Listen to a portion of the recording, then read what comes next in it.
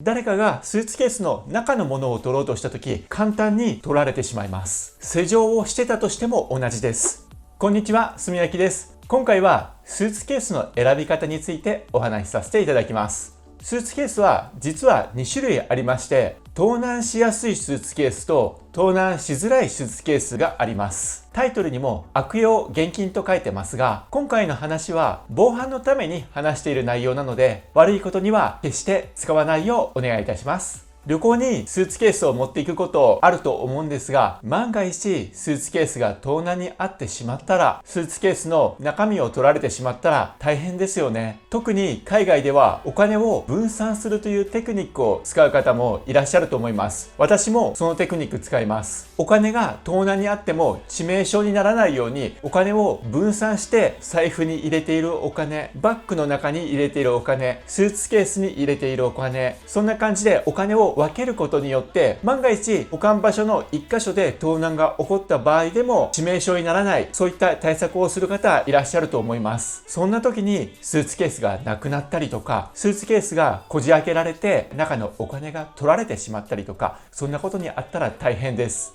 ですので今回は防犯対策ができるスーツケースをお話しいたします。またスーツケース自体耐久性が優れている長持ちするスーツケースの方がいいですよね。私も今まで安いスーツケースを買ってしまって数ヶ月で壊れてしまったということもありました。スーツケースって結構大きなゴミになるし、これは私の性格なんですが、ゴミを出しすぎるのって嫌なんですよね。スーツケースって例えばタイヤの部分が壊れたとしても、箱型のプラスチック部分は壊れてないってこと多いじゃないですか。まだタイヤ以外壊れてないのにもかかわらず、結構大きなゴミを捨てなければいけない。これが結構罪悪感がありまして。なので実は今まで使ってきたスーツケースとか、なかなか捨てられなくて家に保管してあったりするんですよね。結局はある程度いいスーツケースを買った方がコスパもいいというようなところがあると思います。今回のお話の信憑性としては、私は1年に10回くらいは飛行機に乗っていて、今までにもかなりな数のスーツケースを使ってきました。そんな中から得た知識になるので、ぜひ役立てていただければと思います。また盗難されないテクニックなどもお伝えしますので、ぜひ最後まで見てみてください。このチャンネルでは海外や国内の旅行のこととか旅のこと、そういった情報をお伝えしています。これからもいろいろな情報を配信していくので、ぜひチャンネル登録よろしくお願いします。まずスーツケースの選び方なんですが、ジッパー式のスーツケースあるじゃないですか。あのタイプのスーツケースは避けた方がいいです。誰かがスーツケースの中のものを取ろうとした時、簡単に取られてしまいます。施錠をしてたとしても同じです。そうなのって思うかもしれないんですが、ジッパー式のスーツケースなんですが、ペン1本で簡単に開けることができるんです。ジッパーのところにペンの先っぽを突き刺します。そしてそのペンを動かすと、こういう風になっていたジッパーがバラバラバラバラと開いていって、スーツケースを開けることができてしまうんですね。なのでジッパー式は避けた方がいいです。この方法は絶対に悪用はしないでください。じゃあどういう感じのスーツケースがいいかということなんですが、ちょっとお見せしますね。私が今使っているスーツケースなんですが、こういったスーツケースを使っています。ここで開けることができて、そして、閉じた時にチャック式ではなく、こういう感じで留めることができる、そういったスーツケースですね。ここにロックをするための番号があるので、自分で暗証番号を設定してロックをかけることができる、こういったタイプのスーツケースを使っています。今紹介したタイプのスーツケースであれば、プラスチック部分を破壊しない限り中のものを取ることができないので、スーツケースをこじ開けられて中のものを取られるということがほとんどなくなります。そして頑丈さ、強度でいうと、私がおすすめなのはサムソナイトというメーカーです。このメーカーはハイクオリティのスーツケースを作ることで有名なので、概要欄にリンクを貼っておきますので、そのスーツケースを買ってくださいということではなく、どういったスーツケースがいいかということの参考にそのリンクを見ていただければ、こういったスーツケースを買えばいいんだなという、そういった参考にしていただけるかと思います。あと、スーツケースごと取られてしまうという、そういった危険を回避する方法をご紹介します。例えば、部屋の中にスーツケースを置いていたら、合鍵でスタッフが入ってきてスーツケースを取られてしまう。またドミトリールームってあるんですが、一つの大部屋にベッドがいっぱい置いてあって、たくさんの人が共同で泊まれる部屋なんですね。宿によってはそういったドミトリールームが設置してあって、ドミトリールームに泊まる方もいらっしゃると思います。そうすると部屋から出て観光に行った場合もスーツケースはその共同部屋に置いたままの状態になります。そんな時にいつの間にか誰かにスーツケースを盗まれていた、そういったことが起こらないように私がいつも使用している秘密兵器があります。それは何かというと、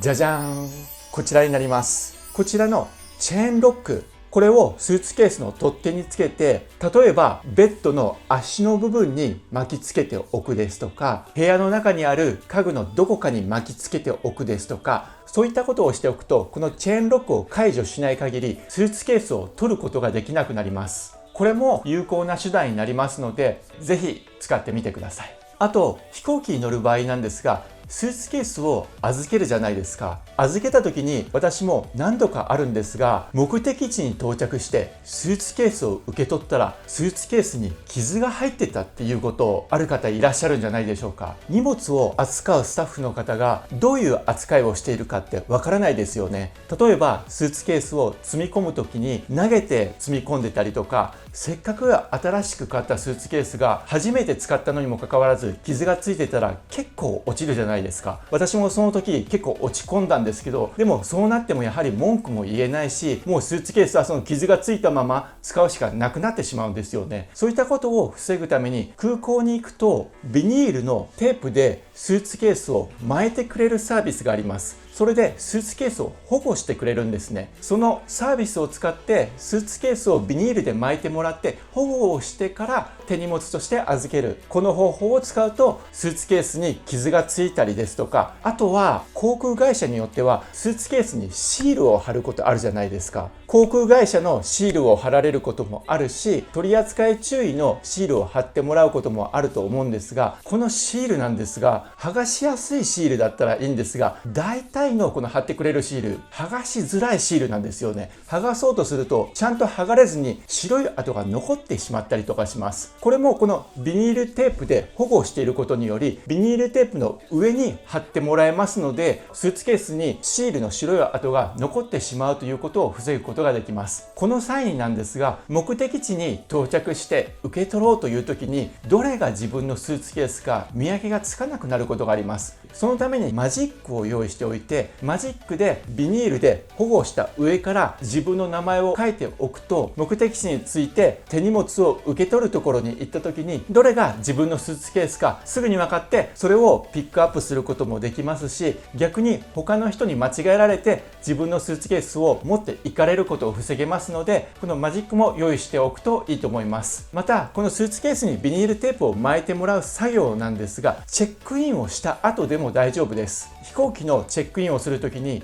例えば重量制限が20キロありました。その時にスーツケース全体の重さが21キロとかになっていたら、中のものを取り出さないといけないじゃないですか。ただこのビニールテープをした状態だと中のものが取り出せなくなってしまうので、初めにチェックインをしてスーツケースの重量がオーバーしてない、大丈夫というような状態になってから、スタッフの人にスーツケースにビニールテープを巻きに行きたいのでいいですかというような話をすると、その許可をしてもらえますので、そのような流れでスーツケースを預けるとスムーズにスーツケースを手荷物として預けることができるのでおすすめです。今日は盗難対策ができるスーツケースの選び方、また頑丈で壊れづらいスーツケースの選び方についてお話しさせていただきました。旅行の際の防犯グッズとか盗難対策については他にも動画を上げてますので、そちらも良ければ参考にしてみてください。今回も動画を見ていただいてありがとうございます。それでは次回の動画でまたお会いしましょう。バイバイ。